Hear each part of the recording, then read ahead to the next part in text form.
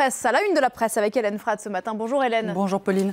L'appel donc dans la presse ce matin lancé par 4 pays européens pour l'ouverture d'une enquête internationale sur la répression par l'armée israélienne des manifestations de début de semaine à Gaza. Le Royaume-Uni, l'Allemagne, l'Irlande et la Belgique demandent à ce que la lumière soit faite sur les violences qui ont fait une 50aine de morts lors des manifestations de lundi.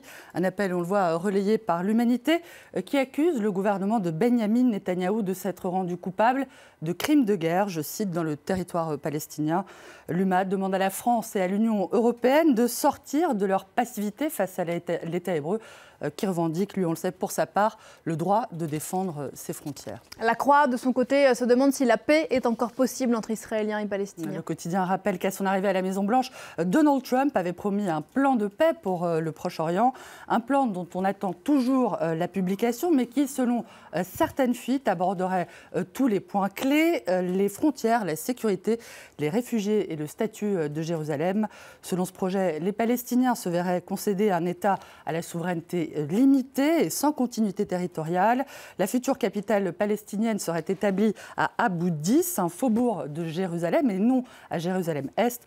Quant à Israël, il garderait sous sa souveraineté 50 à 60% du territoire de la Cisjordanie et annexerait les grandes colonies juives qui y sont implantées.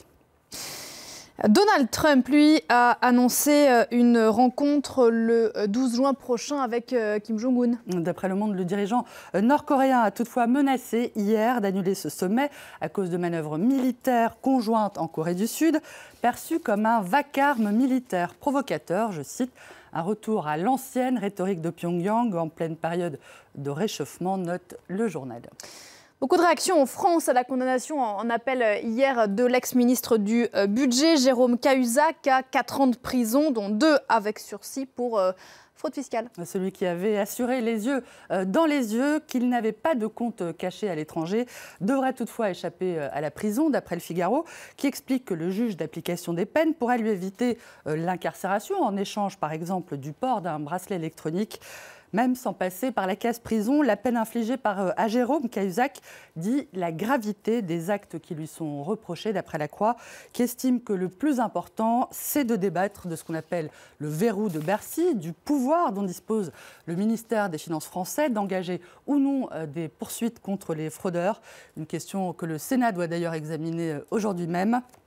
Cahuzac n'ira pas en prison, sans doute pas en prison.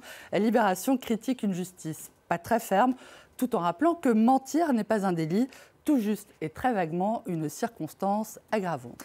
Les yeux dans les bleus et blancs, l'heure de vérité ce soir pour l'Olympique de Marseille face à l'Atlético Madrid. C'est la finale de la Ligue des Champions à 20h45. Le journal sportif espagnol Mundo Deportivo annonce une grande nuit athlétique, mais sans en faire trop non plus, puisque le match de ce soir est relégué à un petit bandeau à la une, la modestie sans doute.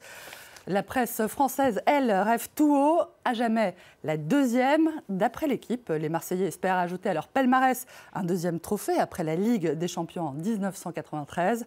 Certes, rien ne sera facile face à l'Atlético, reconnaît le journal qui lance même pas peur. Dans les tribunes ce soir du Parc OL à Lyon, il y aura Emmanuel Macron et Jean-Luc Mélenchon. L'amour affiché du président et du patron des Insoumis pour l'OM amuse beaucoup, on le voit, Libération.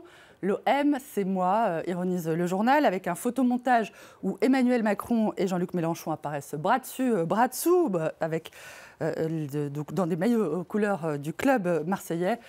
Jupiter dans l'Olympe, c'est finalement assez logique, plus attendu en tout cas que la passion de Jean-Luc Mélenchon pour l'OM, lui qui déclarait en d'autres temps être le seul Français qui ne s'intéresse pas au foot, je le cite. Une déclaration que n'a pas oublié le Huffington Post, qui n'a pas oublié non plus que le patron des Insoumis a aussi dit du foot qu'il était un opium du peuple, un sport malade de l'argent. Comme on dit, il n'y a que les idiots qui ne changent pas d'avis. On souhaite aux Marseillais de faire la fête ce soir à Lyon. Un mot des fêtes de Bayonne. Je dois avouer que l'info m'a presque fait tomber de ma chaise ce matin. Pauline, d'après Sud-Ouest, le sacro-saint rendez-vous des Festaires sera payant à partir de cette année. Ça surprend aussi beaucoup d'Amiens. Une première, un pass de 3 jours devrait être vendu entre 5 et 8 euros pour assurer la sécurité et la pérennité de l'événement, d'après Sud-Ouest, d'après la mairie de Bayonne, pardonnez-moi. Pour le reste, pas de changement, une belle tenue blanche, des espadrilles, le foulard rouge et le sens de la fête, évidemment. Et un gros mal de tête le lendemain, je parle d'expérience. Merci beaucoup Hélène, c'était dans la presse, on vous retrouve tout à l'heure.